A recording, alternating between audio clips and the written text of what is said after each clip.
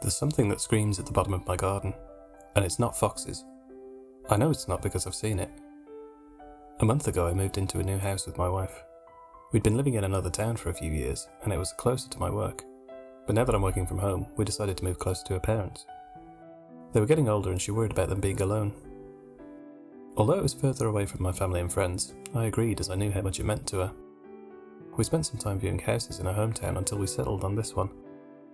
Located at the bottom of a cul-de-sac on a small hill, which was just on the border of the countryside, it seemed ideal.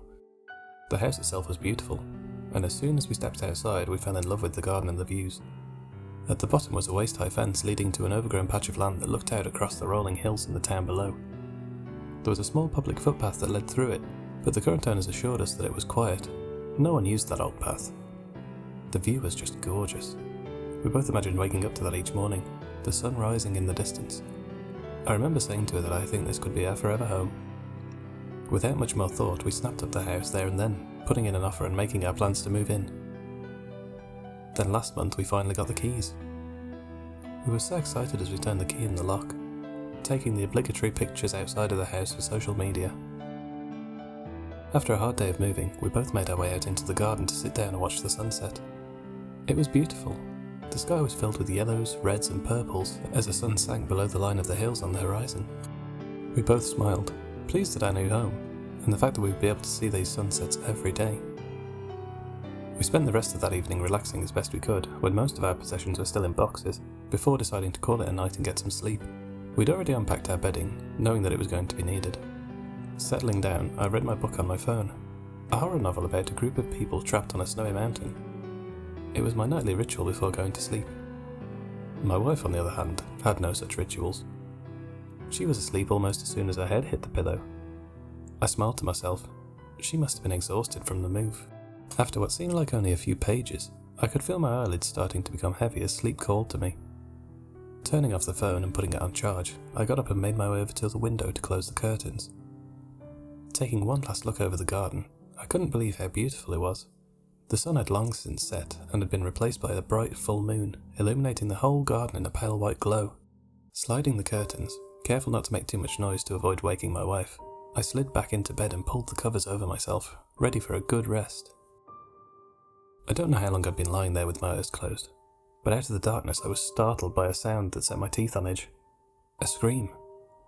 I sat bolt upright in bed. Then I heard it again. It was loud, terrifyingly loud. It sounded like a woman was screaming at the top of her lungs. A cold sweat broke out across my forehead as I turned towards the window. The curtains were still shut tight, but the sound was forcing its way through. It came again, a screeching, desperate scream like someone being attacked. I'd not heard anything like it before and I was terrified. Then another sound came. This time it was lower, more guttural and animalistic. It was still a scream though.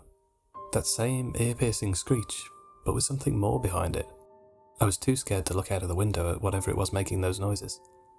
I felt stupid. It was probably just foxes or something like that. I'd seen videos online where they make all sorts of noises you wouldn't expect them to. I bet there was a den of them in that overgrowth somewhere.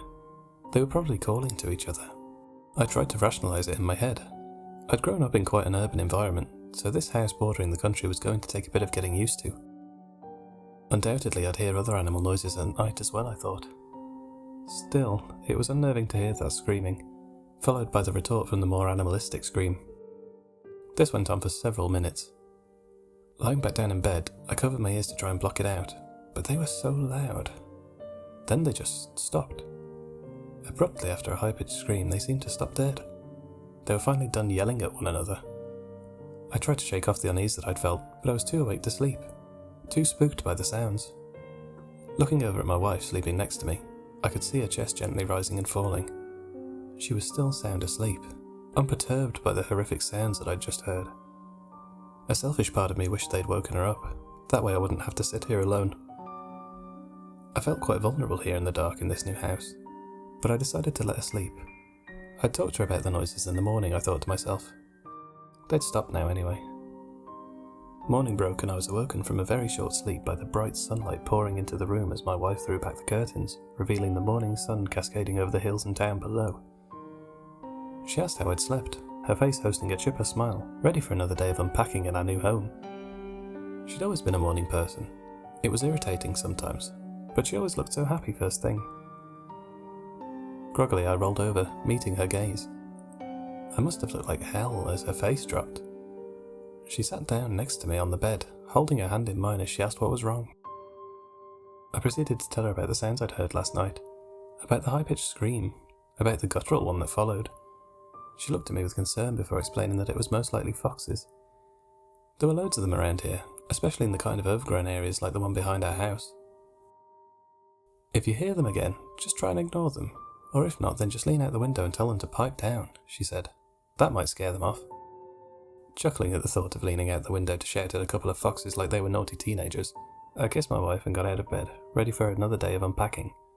After another tiring day of moving boxes and putting things in cupboards, the same glorious view as the day before sprawled out before us, the sun dipping just below the horizon. I couldn't seem to enjoy it, however.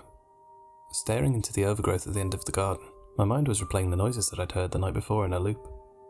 I couldn't seem to shake them from my mind. After a while, we went back into the house and went about our evening before making our way to bed. A nervous energy tingled at the base of my spine as I sat there, reading. What if the screaming came back again tonight? I don't want to have to sit through that again. Even if it was foxes, it was nerve-wrenching. After reading for a short while, my wife turned out the light and rolled over to get some sleep, kissing me goodnight before she did so. I stayed up a while longer, sitting there in the darkness, illuminated only by the light of the Kindle app on my phone. I was being stupid, I thought to myself. It was just foxes. They were just making noises to one another, probably having a dispute over territory or something. There was nothing to be scared of. I waited a while longer in the silence, ears pricked for any sort of sounds from the outside. There was nothing, maybe the odd hoot of an owl in the distance, but certainly nothing like last night. Finally allowing myself to relax, I slid further under the covers and pulled them up to my chin, rolling over. After a while, I entered a soft, dreamless sleep. Nothing happened after that night. There were no strange noises, no screams of foxes or anything else like that. I began to let myself forget about the sounds I'd heard on that first night. God knows I had enough stuff to worry about without thinking about those noises constantly. It wasn't until about a month afterwards that the thoughts came flooding back. It was a Saturday afternoon. The sun was beating down and my wife and I were in the garden. We'd unpacked the majority of our things now and the house was finally looking like a home rather than a storage unit. A couple of our friends had come over to see the new place. They'd even brought their pet Alsatian with them, Thor. He was a beautiful dog, always full of energy and super friendly. We were in the garden, tossing a ball for him to fetch, when suddenly he stopped dead. His body was rigid and his ears were twitching as though he'd heard something coming from the bottom of the garden. As my friend shouted to Thor to try and snap him out of his trance, he bolted, leaping over the waist-high fence in one bound and disappearing into the overgrowth behind it. "I'll go get him," I shouted to my friend, noting the look of concern on his face. I hopped the fence and followed the path that Thor had trodden through the brambles and weeds. I could hear him off to my left somewhere, crushing his way through the dense foliage. It wasn't until I was a good distance into the overgrowth that I realised exactly how much of it there was. It seemed to stretch on and on. Looking back over my shoulder, I could see the house. It looked so far away, obscured by the large brambles. I needed to get Thor and get back as quickly as I could. I didn't want to spend longer here than I needed to. I pushed on through the overgrowth, forcing brambles and ferns aside as I gained momentum, getting closer and closer to the sounds of Thor. Bursting through a particularly large fern bush, I found myself standing on the footpath that ran behind the back of the house. Being closer to it now, I noted how strange it was. Considering it hardly saw use, it seemed well kept. The rampant overgrowth on either side was culled back, leaving a relatively clear path stretching off to my left and right. The gnarled trees overhead seemed oppressive, knitting their branches together in a tight mesh that distorted the sunlight. The whole atmosphere was oppressive and silent. No wonder people didn't like walking down this path. It was eerie as hell. A low growl from my left snapped me back to my senses. Thor stood in the middle of the path, staring off into the dense trees further towards the right side. His body was rigid, the fur on his neck and back standing on end. His teeth were bared as he growled again, his eyes fixed on that point deeper in the trees. He looked vicious, like he was ready to destroy whatever was in that overgrowth if it dared to come near him. I called him, but he ignored me, not even registering my voice. It was unnerving watching him. A shiver of unease gripped me as I couldn't help but wonder what it was that had spooked him so much. Even following his gaze, I couldn't make out anything in the trees. A sudden sense of vulnerability washed over me as I looked around, realizing just how overgrown and dark the path was. The foliage on either side seemed suffocating, and I could only make out the top of my house from here, the garden well and truly hidden. Anything could be watching me from within the overgrowth. I made my way towards Thor, calling out his name so as not to startle him. He was still fixated on that patch just beyond the path, his low growls rolling in his throat. As I drew level with him, I could better see the patch of foliage he was staring at. It looked like it had been recently disturbed. The ferns and brambles were less dense than the thickets on either side of it, as though they'd been frequently pushed back to allow something through. The trees on either side had large gashes in them, as though someone had taken chunks out of them with an axe, then left them before the job was finished. They were lined in threes, looking like large scratch marks. Odd, I thought to myself, making my way over and brushing my hand against the bark. I wonder why they left the trees rather than just finishing the job and cutting them down. Still, something was unsettling about the entire thing. The overgrowth seemed to absorb the light, and I couldn't help but feel like I was being watched from just beyond the bounds of my vision. "Come, Thor, let's get out of here," I said, my voice cracking slightly. Thor didn't budge, still staring at the patch of overgrowth just beyond me with malicious intent. I made my way towards him and hooked my fingers under his collar. He gave no resistance, but still, he didn't move. As I went to stand up and lead him back towards the house, something brushed against my hair. I leapt back with a start. I was already uneasy, so this unexpected interaction tipped me over the edge slightly. Thor didn't react to my startled yell. He was still fixated on that spot, growling at the darkened overgrowth. Taking a second to regain my composure, I looked up at the object which had caused me such alarm. Hanging from a tree branch was a small object, circular and wooden. It looked as though it had been made from sticks all bound together. It was around the size of a small coaster. Scanning the rest of the trees, my jaw dropped. There were loads of them. I'd not seen them before, the gloomy overgrowth masking them. They looked like a small totem, something that a child would make. I assumed that they were made by some of the local children who used to play around here, maybe a marker for their den or something. It was odd, but that was the only rational thing I could think of. Either that or some kind of bird scaring device. Still, looking at them creeped me out. "Right, now we're getting out of here," I said to Thor, grabbing his collar again and leading him back towards the house. As I pulled, he came willingly. All the while he allowed me to lead him, he was looking over his shoulder at the same patch and growling. When I got back to the house, we put Thor inside so that he didn't get out again. But I could still see him, staring out of the patio window at the same spot he'd been fixated on before. He didn't move for the remainder of the time that our friends were here. He just stood by the back door, staring. It wasn't until he was in the car as my friends were leaving that he seemed to finally forgo his obsession, although he was staring all the while until the car engine started. My wife and I went back into the house and went about our nightly routine. All the while I couldn't shake how Thor was acting from my mind. He'd been genuinely spooked. I'd never seen a dog do that before. Had he heard something down there?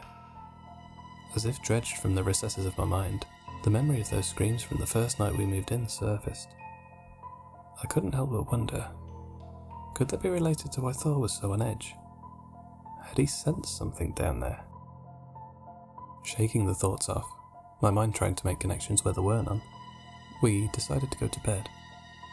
I was sitting there reading my book as usual, the room illuminated by the pale light of the full moon outside, when I heard that god-awful sound again. My scalp tightened as I registered what it was, that same screaming that I'd heard on the night we moved in. It resonated in my ears, bringing back all of the feelings of terror that I'd felt on the first night, only this time it sounded different somehow. It still sounded like a woman screaming, but the tone and pitch were different. As silly as it sounds, amidst the chaos of fear in my mind, my wife's words surfaced. Just lean out of the window and tell them to pipe down. It was stupid, I knew, but I couldn't go through another night of that terrible screaming. Fumbling my way through the darkness of our bedroom towards the window, I could see that the garden below was bathed in the same pale light as last time, the overgrowth also illuminated with the brilliant moonlight. As I scanned it, looking for any signs of the foxes, I saw something that made the blood drain from my face. There, on the path through the wasteland behind my garden, was a woman. She was bound with what looked like thick hempen rope. Her eyes were wide with terror as they darted around, her blonde hair falling across her face as she turned frantically. She was screaming at the top of her lungs. Carrying her were what looked like a group of tall, darkly dressed strangers. I couldn't make out many of the specifics around them, try as I might. They were dressed in thick black overalls that covered their entire person, leaving no discernible traits visible. Each appeared to be wearing a mask. I couldn't tell what it was supposed to be. It looked like a strange dog, almost like a fox, but the proportions were off, and so was the shape. I ducked down under the window, leaning against the wall. My heart was pounding in my chest. What the hell was this? What am I seeing? Panicked, I went to wake up my wife, the overwhelming need for someone else to tell me that this wasn't happening racing through my mind. I was inches away from shaking her awake when I heard that woman let out another ear-piercing scream. Stopping dead, my attention snapped back to the window, and a new wave of fear rushed through me. Shakily, I made my way back over to it, needing to know the fate of this woman and her captors. I knew I needed to call the police, to call someone who could help, but I was transfixed on the scene below. The sight before me paralysed my limbs. I was frozen with fear as I noticed what the group of masked people were wearing around their necks. It was a totem, the same round disc made of sticks that I'd seen hanging from the trees on the path when I fetched Thor. Each had one, wearing it like some kind of religious medallion. I dreaded to think what these people wanted. What were they going to do with that poor woman? I didn't want to look, but I couldn't turn away. They stopped part of the way down the path, in a place before the tree branches started knitting together. I could see them clearly from my window as they gently laid the woman down. They placed her in the centre of the path, then slowly began backing away.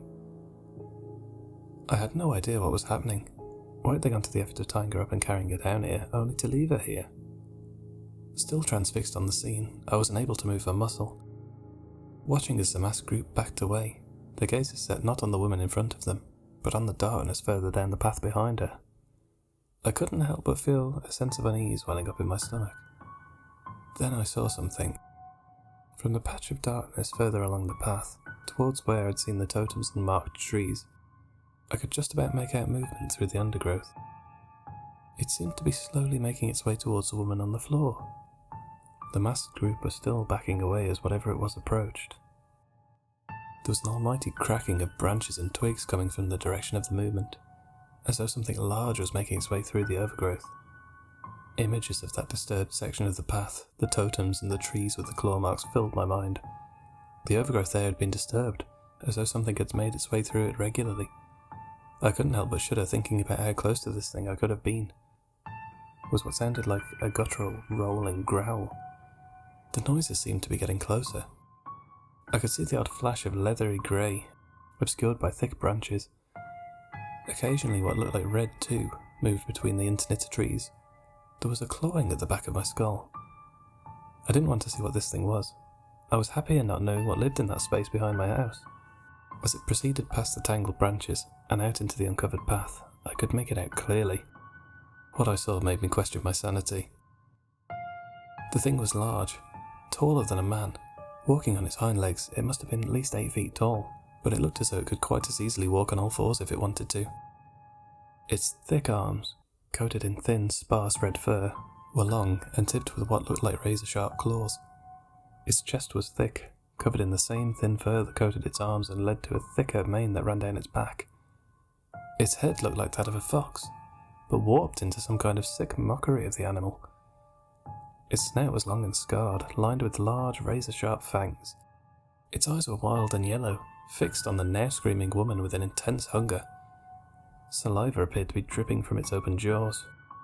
A new jolt of terror coursed through me as I realised that the face of this thing, the warped, grotesque face, looked like the mask that the group were wearing.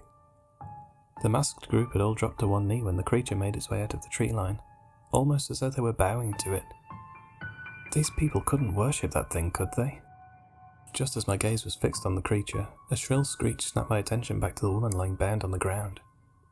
In the time that the group of masked figures had moved away, she'd obviously been able to turn over, where she'd seen the grotesque things standing on the path in front of her. She was frantically thrashing against the rope that bound her now, trying as hard as she could to break free. Her eyes were unmoving, fixed on the terror before her. As if to mock her, the thing crouched its enormous frame down on its haunches and brought its face closer to hers before letting out a shrill screech. It was uncannily similar to the one that she'd just made, only with a more guttural, animalistic undertone. The woman rolled onto her front, wriggling away from the thing as best she could. Panic fueled what was the only method of escape she could think of. I felt so helpless, just watching her futile attempts, but there was nothing I could do for her. Even if I were to call the police, what could they do against a creature like that? She managed to make it a few feet before one of the masked figures got to their feet. They purposefully walked over to the bound woman before rolling her back to where she'd started her journey, back before the feet of the monster. The way they moved, it was like this whole thing had been a ceremony to them. With a burst of speed so quick I nearly didn't register it, the thing wrapped its clawed hand around her ankle.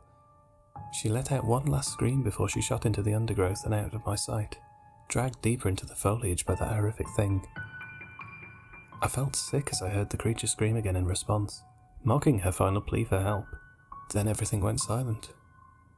I stood there, dumbfounded as the vast figures began to file out from the path, each moving quickly as though they didn't want to wait around to determine the fate of that poor woman. As though released from some kind of spectral grip, I could feel myself shaking. Unsteadily I made my way over to my bedside table and grabbed my phone, punching in the number for the police. In less than an hour, I was on my doorstep, telling two uniformed officers exactly what I'd seen.